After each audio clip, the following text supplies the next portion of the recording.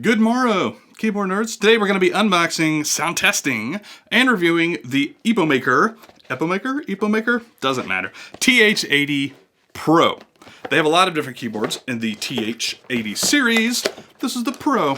They have the TH80X, which I think is the newest one, which has an LED screen and a larger battery. And they have the SE, which I think has a newer software. This is like the older software. Apparently it works on both Mac and Windows, the software, and the keyboard. Therefore, there's the keyboard. We'll take a look at it in just a second. Unboxing really quick. Instruction manual, which we will all ignore. And the extra keycaps, die sub, so the LED won't be shining through on these keyboards. PBT, not ABS, so they got a little bit of a matte feel, a little bit of a creamy look and feel, just looking at them right here. Extra keycaps for like Mac OS and that sort of stuff. Corded cable. Extra switches. Gateron Pro switches come with this keyboard. There's like 2 or 3 different options, as well as proprietary Epomaker switches, which apparently what this is. It looks like the flamingos. I'm looking at it right now. I'll show you in a second. They're pink and purple and pretty. Keycap puller. And that's it, actually. Really simple unboxing there. Before we do anything else, let's zoom in. Ooh, Pete's face right there. Take a look at the keyboard itself. So, 80% layout. Not really, though. Sort of. Function row, check. Delete key, check. Only 2 of the home cluster keys right there. Page up, page down. I'm sure you could customize that. I never use page up, page down, personally. But I use home and end all the time. So I would customize that. Rotary encoder, i.e. volume knob. It is metal, it is shiny, and it looks like a bowling ball. Let's be real. It seems to function really well. You can feel all the steps. It clicks in very nicely, very, very sturdy. I personally don't like the way it looks. It looks like a ball. I prefer the knob look, but alas, there it is. Works well. What else we got? It's a thick, high-profile keyboard, now that I'm looking at it. By the way, very heavy. It's a very substantial, heavy, solid keyboard. This is a weird plastic. Maybe that is like aluminum. I'd actually have to look this up. It's kind of hard to tell. It has to be plastic, right? I don't know. 1 on-off switch right here, which we'll try out. This is Bluetooth compatible. I just turned it on, in case you can't see right there. There's no flickering in real life. That's just the way my camera is with this lighting. South-facing LEDs. For one thing, I'm actually just going to turn it off because that's kind of bothering me. Turn that off. There we go. Tri-mode feet, i.e. you can do it flat and you can do it 2 different angles right here. I think that's about it. Again, no shine through on the keycaps. They're die sub. MDA profile, I'm pretty sure I read that. I could be wrong about this. I would double check. It's a pretty low profile, keycap profile, all things considered. I personally like that, but these are very creamy matte PBT keycaps. I don't personally like the way they look, but they do have a few different options on their website. Okay, so with that said, let's just jump on over. Actually, flamingo switches. What are these? Linear switches, I see right here. Total travel 3.8 millimeters, 1.5 millimeter actuation travel to register the keystroke. It's a little light. 47 actuation force. It's a little light, but not terribly so. Initial force 35. PC polycarbonate housing. I like that. I'm not a big fan of nylon. That's these other switches. Flamingo. Linear. All right. So that said, let's jump on over into a sound test.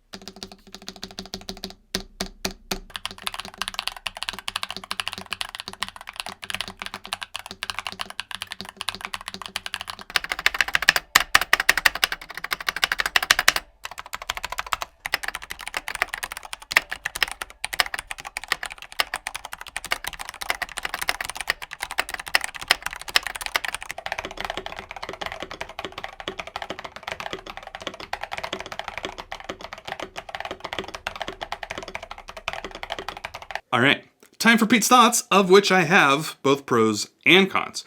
We'll start with the good stuff first, the pros. And there's 3. Number 1, price point. $100, give or take, solid. Number 2, build quality. Really well built, heavy, sturdy. Case feels phenomenal. Doesn't wiggle or wobble on your desk. It doesn't move around very easily. It just feels like a really well-built keyboard. It really does. Like in the top 10% of keyboards I've ever touched. It's really great. Feels nice and sturdy. Number 3, the overall features. It's hot swappable. You throw different switches in there. Keycaps are of a good quality. I don't like them, which we'll get to in a second. But it's got the volume knob, rotary encoder, whatever you want to call it, that works great. Again, I don't like the bowling ball look right here, but it works. It works really well. Bluetooth, wireless dongle as well, which it took me forever to find, but it's right there on the back of the keyboard. By the way, it doesn't like snap in. It like smoothly comes in and out, which is really satisfying. Makes me feel a little bit naughty. That's kind of weird. Anyways, the features of the keyboard, absolutely great. Now, let's move over to the cons. I have objective cons, which are just bad things about this keyboard, and I have opinion cons, which you can totally disagree with, and that's okay. Let's start with the objective stuff first. Number 1, it was hard to pair. You have to function long press 1, 2, or 3, and it took like 3 or 4 tries to come up on my computer to connect to Bluetooth. It works fine now, but it was a little bit of a pain there. Next, I got a gaming computer, PC, and I have a Mac computer, which I'm pointing at right now, which is my work computer. This does not have a function shortcut to switch between Mac and Windows, right? You can still do it. Any keyboard can really work with Mac. I have a YouTube video on that. I'll link it below. You can go into the modifier settings on your Mac computer and swap that one to that one, and that one to that one, and that one to that one, which is kind of a pain. But it should have a function shortcut. I haven't found that. I scoured the entire instruction manual, couldn't find that. That's a little bit frustrating. Last other objective con that I can really think of is I couldn't find a single color RGB setting. Like I toggled through all the different backlighting modes. I don't like the multicolor stuff personally. If I'm gonna have RGB, it's gonna be like a single color where you can adjust the hue and the brightness. Couldn't find that. Maybe it's there and I just failed, but I looked through the cycle several times. I couldn't figure that one out. I don't know. I'd probably just turn the backlighting off if it's just me. Okay. Now you can disagree with me with what I'm about to say.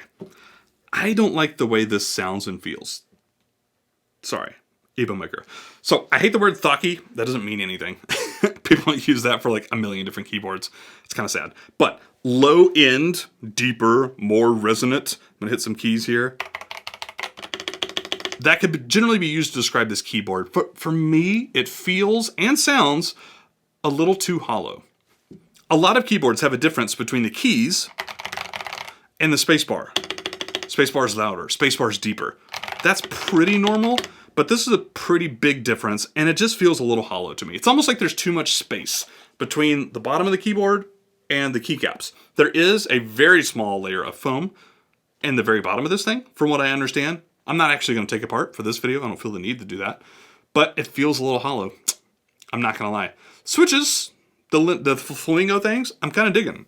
They feel okay. Not life-changing maybe, but they're super solid.